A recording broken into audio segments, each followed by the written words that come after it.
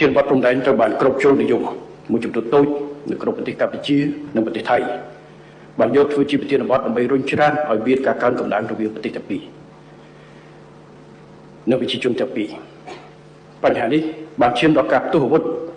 ប្រយុទ្ធគ្នានៅតំបន់23ដោយសារការលបវាយឆ្ពោះ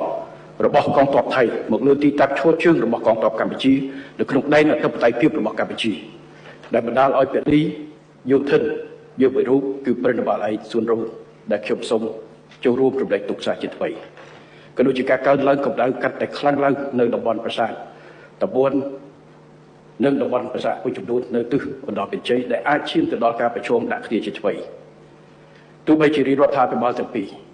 បានខិតខំទប់ស្កាត់មិនឲ្យឆេះចំនួនបញ្ហានេះឆេះខ្លាយជាចំនួននិងរក្សាស្ថានភាពទំនាក់ទំនងនៅព្រំដែនល្អក៏ដោយក៏កម្ដៅនេះនៅបន្តចុះនៅឡើយប៉ុន្តែផ្ទុយទៅវិញកម្លាំងជ្រុលនិយមនៅតែបន្តដុតកម្ដៅជាប្រចាំរដ្ឋាភិបាលកម្ពុជាតែងតែប្រកាន់ជំហរព្យាយាមដោះស្រាយបញ្ហានេះដោយសន្តិវិធីផ្អែកទៅលើបច្ចេកទេសនិងច្បាប់អន្តរជាតិដើម្បីបង្កើនប្រសិទ្ធភាពក្នុងការដោះស្រាយបញ្ហាតំបន់រសើបនេះរដ្ឋាភិបាលបានសម្រេចឲ្យគណៈកម្មការព្រំដែនចម្រុះ JBC កម្ពុជាទី1រៀបចំការប្រជុំជាបន្ទាន់ជាមួយនឹងភាគីថៃដើម្បីដោះស្រាយបញ្ហាព្រំដែនបន្តការវាស់វែងខណ្ឌសេវារបស់បុគ្គលព្រំដែនរវាងប្រទេសយើងទាំងពីរបកគលភារកិច្ចឲ្យគណៈកម្មការព្រំដែនចម្រុះដើម្បីត្រៀមដាក់ចូលនៅក្នុងរបៀបបរិយាសម្រាប់កិច្ចប្រជុំ JBC ពាក់ព័ន្ធនឹងការយកបញ្ហាប្រាសាទតំបន់ធំប្រាសាទតំបន់តូចប្រាសាទតាកបីនិងតំបន់មុំ3នេះ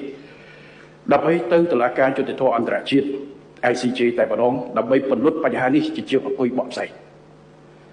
កម្ពុជាសង្គមថាភាគីថៃនឹងឯកភាពជាមួយកម្ពុជាដើម្បីរួមគ្នាយកបញ្ហានេះទៅតុលាការអន្តរជាតិនៅក្នុងស្មារតីសុចរិតភាពនិងស្មោះត្រង់ជាមួយគ្នាទៅវិញទៅមកដើម្បីបញ្ចប់បញ្ជីបញ្ហានេះកុំឲ្យអាចคล้ายទៅជាបញ្ហាដែលឈានទៅដល់ការប្រឈមគ្នាបដាអាវុធសាជាថ្មី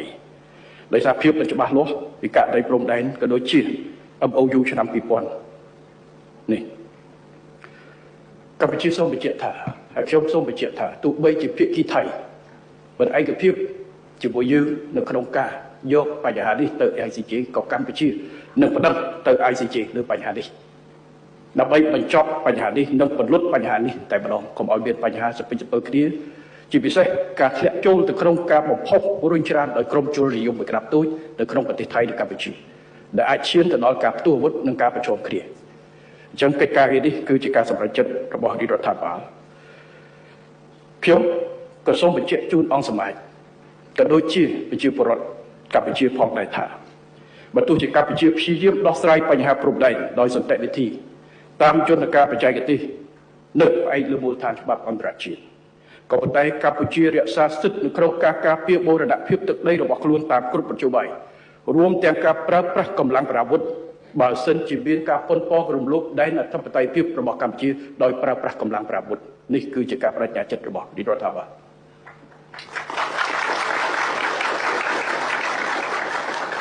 នៅសម័យនេះខ្ញុំបានទៅព្រះវិហារជួបជាមួយនឹងមេដឹកនាំរបស់កងទ័ពរបស់យើងដែលឈរជើងនៅទីនោះដែលត្រៀមលក្ខណៈរួចជាស្រេចដើម្បីការពារទឹកដីបូរណភាពទឹកដីរបស់កម្ពុជាមិនមានបំណងនៅក្នុងការឈ្លានពានចូលប្រទេសជិតខាងមិនមានការចង់បានទឹកដីប្រទេសណាសូម្បីតែមួយលីម៉ែត្រប៉ុន្តែកម្ពុជាបដិញ្ញាចិត្តនៅក្នុងការពារឲ្យបានដាច់ខាតនៅអធិបតេយ្យភាពនិងបូរណភាពទឹកដីរបស់យើងនេះគឺជាការបដិញ្ញាចិត្តរបស់កងទ័ពរបស់យើងនិងកងនគរបាលជាតិរបស់យើងដែលចូលជើងនៅតាមមុខហើយខ្ញុំសូមថ្លែងអំណរគុណចំពោះនិងកោតសរសើរចំពោះវីរភាពរបស់កងទ័ពរបស់យើងកងនគរបាលជាតិរបស់យើងនិងគ្រប់បណ្ដាកងកម្លាំងដែលចូលជើងនៅត្រៀមការពារបូរណភាពទឹកដីនៅតាមបណ្ដោយព្រំដែនទាំងអស់និយាយជារួមហើយនិយាយដល់ឡែកគឺនៅទិសយុទ្ធភូមិភាគទី4ដែលមានបញ្ហានេះហើយខ្ញុំក៏សូមថ្លែងអំណរគុណចំពោះសម្ដេចអគ្គមហាសេនាបតីតេជោហ៊ុនសែនប្រធានព្រឹទ្ធសភា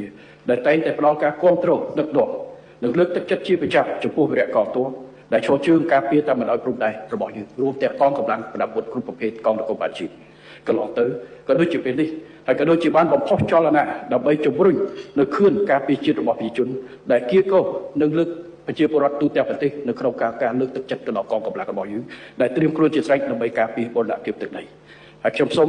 អរគុណផងដែរចំពោះការគ្រប់គ្រងដ៏ផុសផុលពីបងប្អូនប្រជាពលរដ្ឋខ្មែរនៅគ្រប់ទិសទីមិនថានៅក្នុងប្រទេសមិនថានៅក្រៅប្រទេសចំពោះការជួយឧបត្ថម្ភគ្រប់គ្រងទៅដល់កងទ័ពរបស់យើងកងនគរបាលជាតិរបស់យើងតាមរយៈការបរិច្ចាគទុនធានថវិកាសម្ភារៈស្បៀងអាហារជាច្រើនជាបន្តបន្ទាប់ក៏ដូចជាការបញ្ចេញនៅការគ្រប់គ្រងផ្សេងៗតាមសារ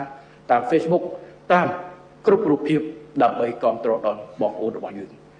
ខ្ញុំសូមបញ្ជាក់ថាការប្រយុទ្ធគ្នាឲ្យដល់លោកជំទាវអស់លោកដែរថ្នាក់ដឹកនាំរបស់យើងក៏ដូចជាបងប្អូនបានជ្រាបហើយ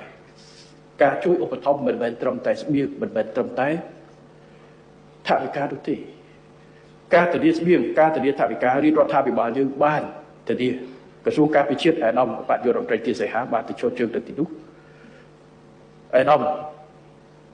អន្តរជាតិអាដាមពីប្រធាននិងថ្នាក់ដឹកនាំរបស់ក្រសួងការពិជាតិខាងខុសភាគខាងបច្ចេកទេសក៏បានធានាហើយយើងមិនអោយមានការខ្វះខាតសម្រាប់បងប្អូននោះទេ